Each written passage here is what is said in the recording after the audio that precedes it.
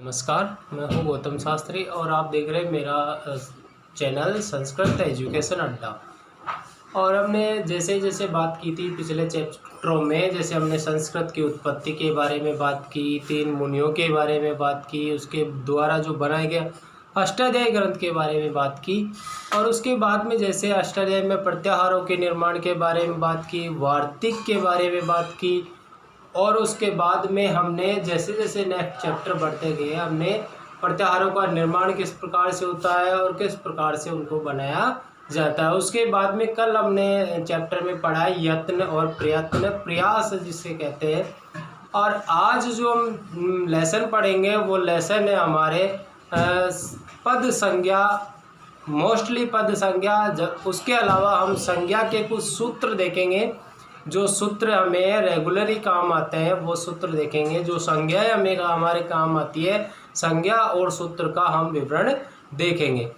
तो चलते हम बोर्ड की तरफ और देखते हैं कि हमारे जो सूत्र है वो कौन कौन से सूत्र है और कि कौन कौन से सूत्रों के अनुसार कौन कौन सी पद संज्ञा होती है। चलो हम देखते हैं। पहला जो सूत्र है हमारा,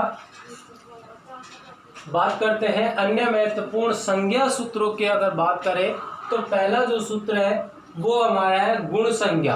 पहली जो संज्ञा है वो हमारी है गुण संज्ञा, और जो पहला उसका सूत्र है वो है अध्ययन गुण।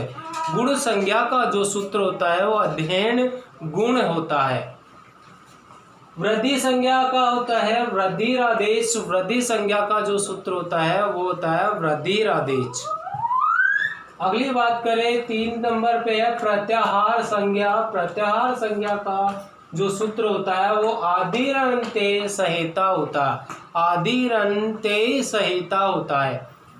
अगली बात करें 4 नंबर पे है संहिता और संधि संज्ञा जो होती है उसका जो सूत्र होता है, उसका जो रूप होता है वो देखिए, पर है सन्निकृष्य संहिता।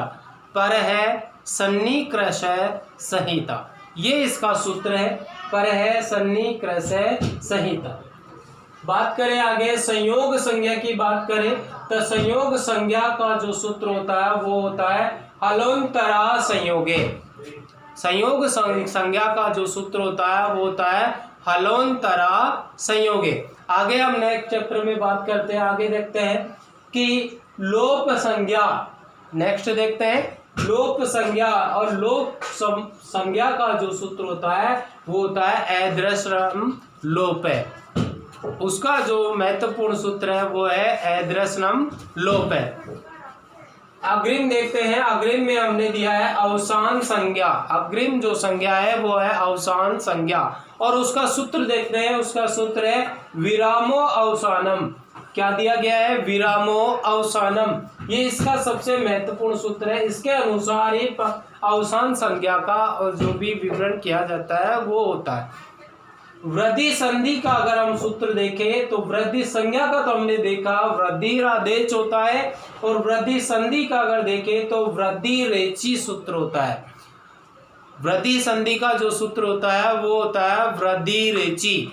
ध्यान रखना, इन दोनों चीजों में कंफ्यूजन होता है। एक तो होता है वृद्धि संज्ञा और एक होती है वृद्धि संधि। दोनों में ही बार बार कंफ्यूजन होता है।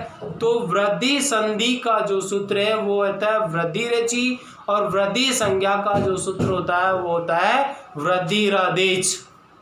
नीचे देखते हैं गुण संधि की बात करें तो गुण संधि का जो सूत्र होता है वो होता है आद गुण। गुण संधि का जो सूत्र होता है वो होता है आद गुण। अगर हम बात करें उसी प्रकार से कि गुण संज्ञा का जो सूत्र होता है वो क्या होता है? अध्ययन गुण। वो सूत्र क्या होता है? अध्ययन गुण। नीचे देखते हैं 10 नंबर पे पद संज्ञा की बात करते हैं। पद संज्ञा का जो सूत्र होता है वो सुप तिङन्त। कौन सा होता है? सुप तिङन्त पदम सूत्र जो होता है, सुप तिङन्त पदम। ध्यान रखना, सुप तिङन्त पदम वो सूत्र पद संज्ञा का होता है। और इस पद संज्ञा के भी 2 रूप चलते हैं, वो हम पढ़ेंगे अभी। ये हमने 10 प्रकार से जो महत्वपूर्ण संज्ञा है और जो सूत्र है उनके बारे में हमने चर्चा की। तो 7 इसमें संज्ञा थी और वो 8 इसमें संज्ञा थी। 2 हमने संधि सूत्रों की बात की थी जो इनसे मेल जोल खाते हैं, जिनमें हमेशा बच्चों के द्वारा गलत किया जाता है। देखते हैं आगे। हमने बात की नीचे पद संज्ञा की, तो पद संज्ञा के बारे में पढ़ेंगे। पद संज्ञा का जो सूत्र है वो सुप तिङन्त पदम है और उसे किस किस नाम से जाना जाता है? पद संज्ञा के नाम से जाना जाता है। देखते हैं इसमें पद संज्ञा 2 प्रकार की होती है। पहले हमने बात की सूप, तो सूप की जो संज्ञा होती है सुबंत होती है और तिङन्त जो संज्ञा होती है वो 2 प्रकार से होती है, सुबंत और तिङन्त। तिङन्त भी इसमें अगर बात करें हम, तिङन्त भी इसमें 2 प्रकार की होती है और सुबंत एक ही रूप चलता है जिसे हम क्या कहते हैं? शब्द रूप के नाम से जानते हैं। बात करते हैं सुबंत की, तो सुबंत को शब्द रूप के रूप में लिया जाता है और इसमें ज्यादातर इसमें सूप प्रत्यय का प्रयोग किया जाता है। सुबंत में सूप प्रत्यय का प्रयोग होता है और सूप प्रत्यय के अनुसार ही इसके रूप बनाए जाते हैं। पहले हम बात कर लेते हैं इसके सूत्रों की और इसके विभक्तियों की और इसके वचनों की, जिस प्रकार से इसको लिखा जाता है और बनाया जाता है। देखते हैं विभक्तियों की बात कर ले तो ऊपर हमने लिख ली विभक्ति, फिर वचन, एक वचन, द्विवचन और बहुवचन हमने यहाँ पर लिख लिया है। उसके बाद में नीचे विभक्तियों की बात करें तो इसमें 7 विभक्तियां होती है और एक संबोधन होता है। बात हम 7 विभक्तियों की करेंगे क्योंकि संबोधन इसमें जो राम वाले शब्द है या हरि वाले शब्द है उसमें ही प्रयोग में लिया जाता है। बाकी में जैसे नपुंसकलिंग में इसका प्रयोग नहीं होता है। नपुंसकलिंग जो शब्द होते हैं उनमें इसका प्रयोग नहीं होता है। तो बात कर लेते हैं 7 विभक्तियों की। 7 विभक्तियों में जो सुबंत है यानी सूप प्रत्यय है वो किस प्रकार से प्रयोग में आता है? एक वचन में आएगा सु और सु का क्या शेष रह जाता है? उ का क्या हो जाता है? विसर्ग। जैसे राम है तो क्या हो जाता है? राम शब्द के पीछे क्या लग जाता है? विसर्ग लग जाता है। ये सुप प्रत्यय के अनुसार ही उसमें होता है। औ जैसे रामौ, जस जैसे रामः,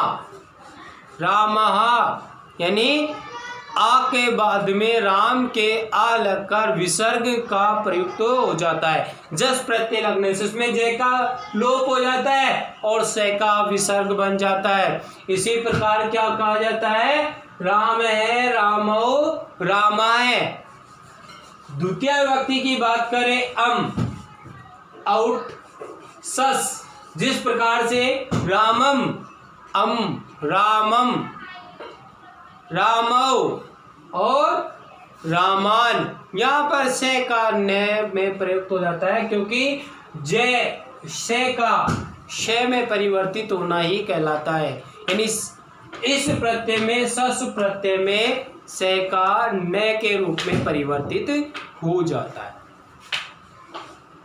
तृतीय विभक्ति की बात करें तो जैसे तृतीय विभक्ति में जो बताया जाता है रामेण, क्या बताया जाता है? रामेण। तो यहाँ पर टे के अनुसार न हो जाता है और यहाँ पर क्या हो जाता है? रामेण, रामाभ्याम। और क्या होता है? रामाभि।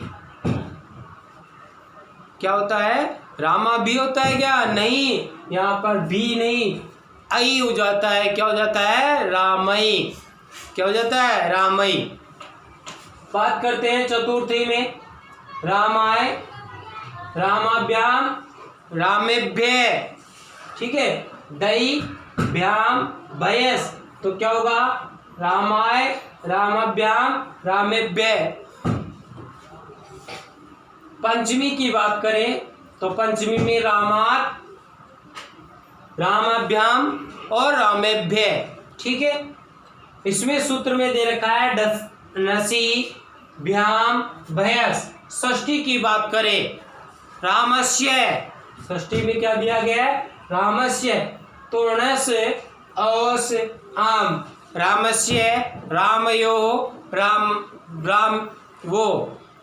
रामायणम, ठीक है, राम आम बन रहा है यहाँ पे, प्रणाम हो जाता है, क्या हो जाता है, प्रणाम, इसका परिवर्तित राम में परिवर्तित हो जाता है और इसके क्या बोला जाता है, रामस्य रामयो रामायणम। बात करते हैं सप्तमी की, तो सप्तमी में क्या दिया गया है, रामे, क्या दिया गया है, रामे, यहाँ पर क्या है, णी, रामे, ण का लोप हो जाता है और ए के साथ ई मिलकर आई हो जाता है, तो रामे, फिर रामव, फिर क्या होता है, रामेशु, क्या होता है, रामेशु। इस प्रकार से ये सुबंत जो है सूप प्रत्यय जुड़कर, किसी भी शब्द के पीछे सूप प्रत्यय जुड़कर ये शब्द रूप धारण कर लेते हैं और शब्द रूप और धातु रूप भी पद संज्ञा होती है। नीचे बात करते हैं तिङन्त की, तो तिङन्त में हम बात करेंगे, तिङन्त दो प्रकार से होता है, आत्मनेपद और परस्मैपद। तिङन्त दो प्रकार से होता है, आत्मनेपद और परस्मैपद। पहले हम बात करेंगे आत्मनेपद। तिङन्त क्या होते हैं, धातु रूप होते हैं।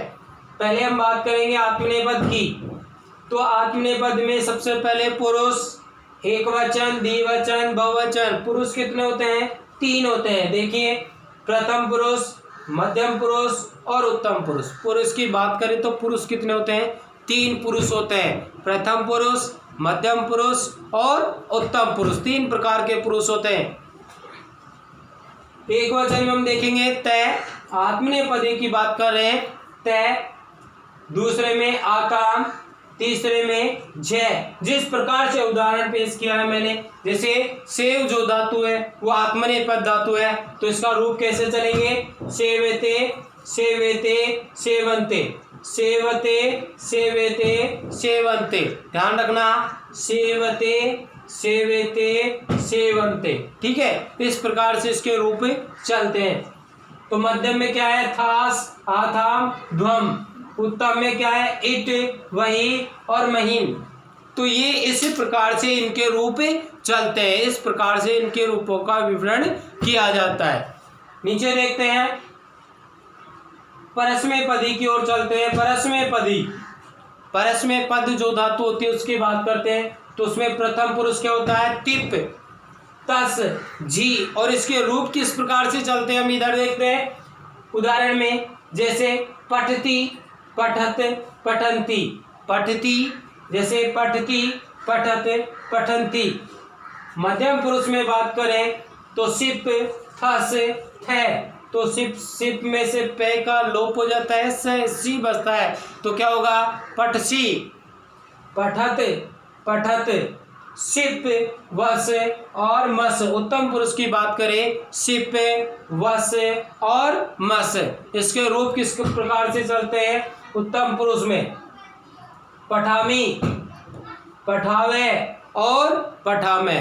इस प्रकार से इसके धातु रूप चलते हैं। और नेक्स्ट में हम बात करें नीचे, तो नीचे की हम उदाहरण की बात करें तो उदाहरण देखिए, उदाहरण में सुबंत की बात करें तो सुबंत के रूप किस प्रकार से चलते हैं। सुबंत शब्द रूप कहा जाता है, सुबंत को क्या कहा जाता है, शब्द रूप कहा जाता है। और इसके रूप किस प्रकार से चलते हैं हम यहाँ देखते हैं। देखो उदाहरण में हमने पेश किया है, राम है, रामव, रामा है, रामम, रामव, रामान। इस प्रकार से जो शब्द रूप है वो बनाए जाते हैं 7 विभक्तियों में, और 7 विभक्तियों के अनुसार इसके रूप परिवर्तित होते हैं। परस्मैपदी की बात करते हैं, तिङन्त में परस्मैपदी की बात करते हैं। जैसे हमने नीचे पढ़ा, परस्मैपदी किस प्रकार से इसके रूप चढ़ते हैं, तो पठती, पठते, पठन्ति, पठती, पठते, पठन्ति। आत्मनेपदी की बात करते, इसके को एक और उदाहरण देख लेते हैं, खादती, खादत, खादन्ति। अगर पूरा संपूर्ण उदाहरण देखना है तो देखिए, पठती, पठत, पठन्ति, पठसी, पठत, पठत, पठामी, पठावे, पठामे।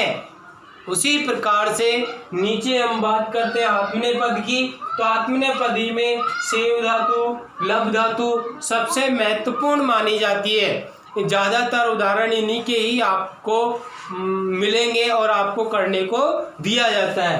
देखते हैं, सेवते, सेवेते, सेवन्ते, लभते, लभेते, लभन्ते आदि इनके रूप इस प्रकार से चलते हैं। और इनका जो नेक्स्ट रूप की बात करेंगे हम, इनके रूप है जो हम नेक्स्ट जब धातु रूप पढ़ाएंगे तो इनको अच्छी तरीके से पूरा जो भी इनमें क्वेरीज है, जो भी जिस प्रकार से इनको लिखा जाता है वो सभी प्रकार से इनको समझाया जाएगा। और धातु रूप जब आपको पढ़ाया जाएगा तो इसको अच्छी तरीके से एक्सप्लेन करके इसको बताया जाएगा।